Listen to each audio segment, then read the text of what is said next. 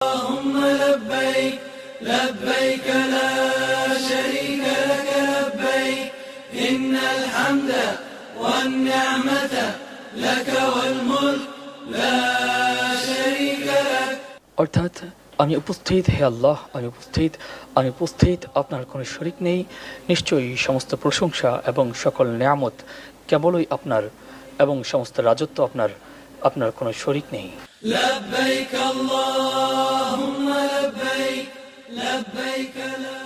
হজের দ্বিতীয় ফরজ হচ্ছে ওকুফে আরাফা, অর্থাৎ জিলহজ মাসের ৯ তারিখ ফজরের পর থেকে সূর্যাস্ত পর্যন্ত আরাফার ময়দানে অবস্থান করা।